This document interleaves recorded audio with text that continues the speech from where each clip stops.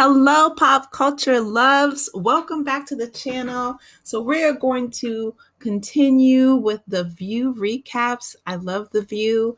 And today, September 8th, they are talking about the New York City mayor, Mayor Adams, who, is now talking about the migrant crisis, the immigrant crisis, which is really interesting to me because, and I think Sunny is the one who brought this up, but if you are familiar with, you know, United States of America and our monuments, one of the most iconic ones or recognizable, internationally recognizable ones is the Statue of Liberty.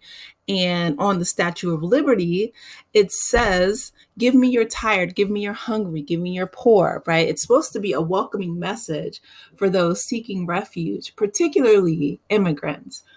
However, Mayor Adams sees it a different way. So we are going to hear from Joy Behar and, of course, all of the rest of the ladies in regards to what he has to say about immigrants coming to New York City. It may sound like a New York story, but it really isn't, because the migrant situation is a country story for the United States. And comments from New York City Mayor Eric Adams at Town Hall this week commented on how the migrant crisis is affecting the city. It's getting a lot of attention. He needs money, and he's out there asking for help. Watch. I don't see an ending to this. This issue will destroy New York City. We have a $12 billion deficit that we're going to have to cut. Every service in this city is going to be impacted. It's going to come to your neighborhoods. All of us are going to be impacted by this. I said it last year when we had 15,000. I'm telling you now, with 110,000, the city we knew we're about to lose. A little dramatic, isn't it?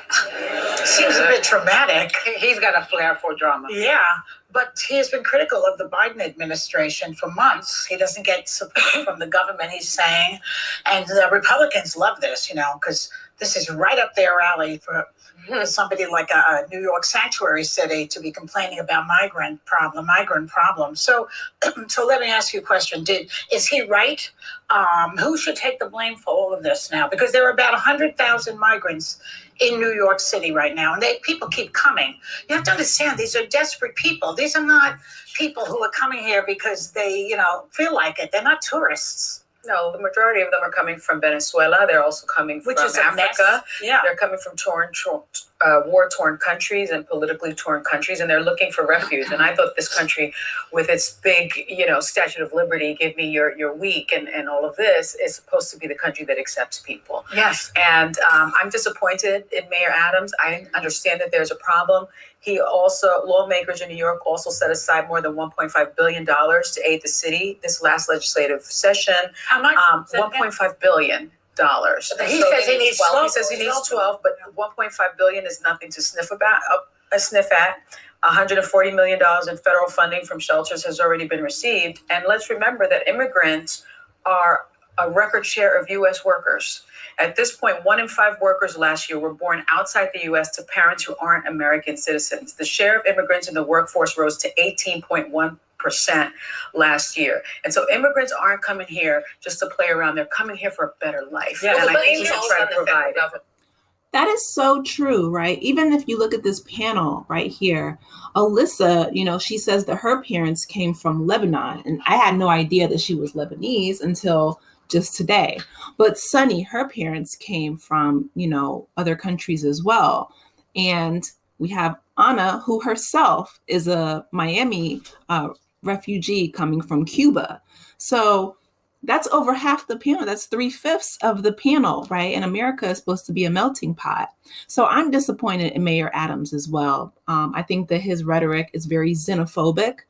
And these are people who are looking for a better life, and they are desperate. A lot of people, will say, my grandparents came to Ellis Island with $5 in their pocket. And, they're very proud of that story. So I don't know how we got from that to this, but let's continue.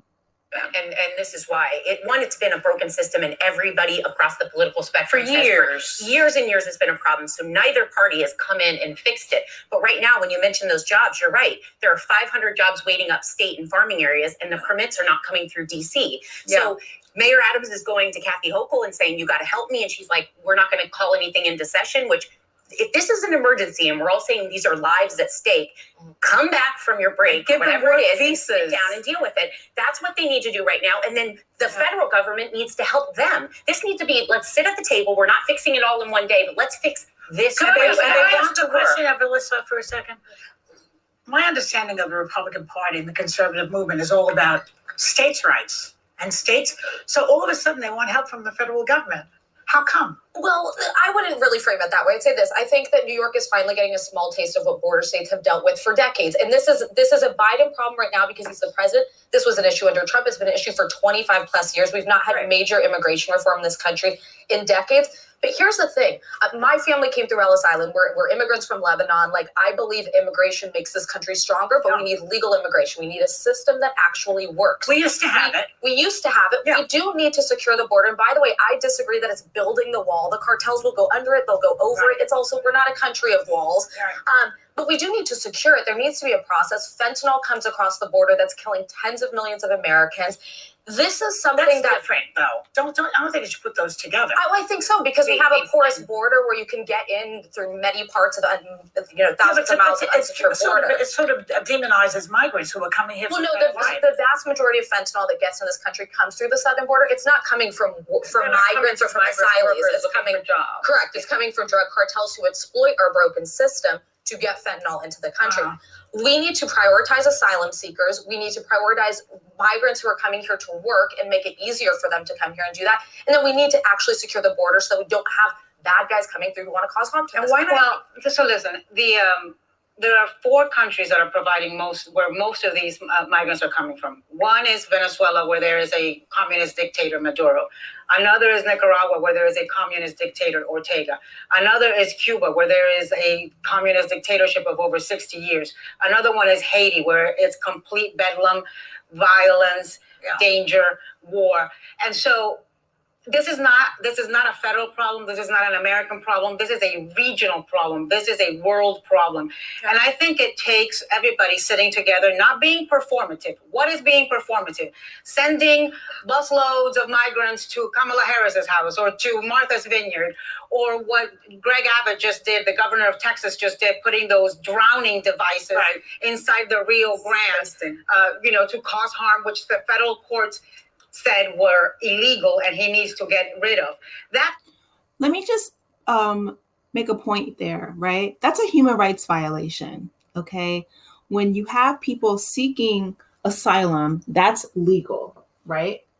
But putting, the, like Anna was saying, the flotation devices in the Rio Grande, and they actually had razor wire and razor blades in order to cause detrimental harm to women, children, people just looking for refuge, for asylum, right? We're all trying to survive, okay?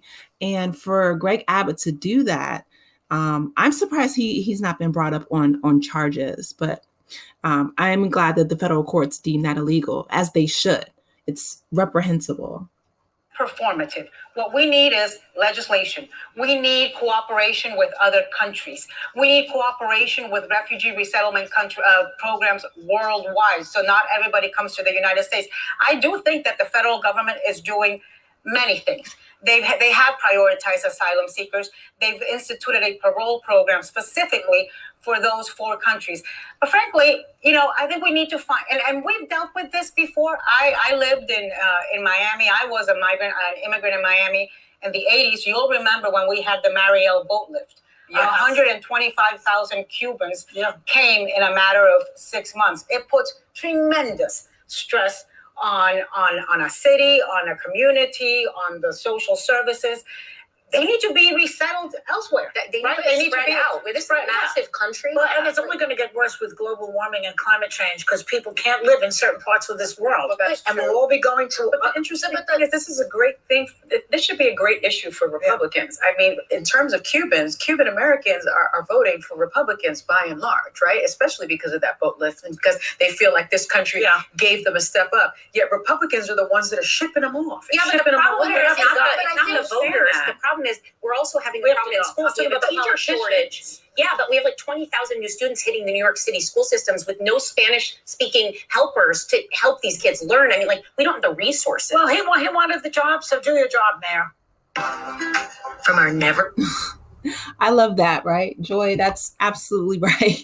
You wanted the job, Mayor? Do your job. Absolutely. And treat every single immigrant, migrant, like a human being, like a person, okay? Make room for them. They can find Spanish-speaking people in New York City. It is New York City. New York City is one of the most diverse places in all of the world. Go to the Bronx, offer people a living wage, and I promise you, you'll find bilingual people up the block. With that being said, you guys, let me know your thoughts in the comments. Please be sure to like, share, and subscribe if you haven't done so already, and I will talk with you later. Take care. Have a wonderful weekend. Bye.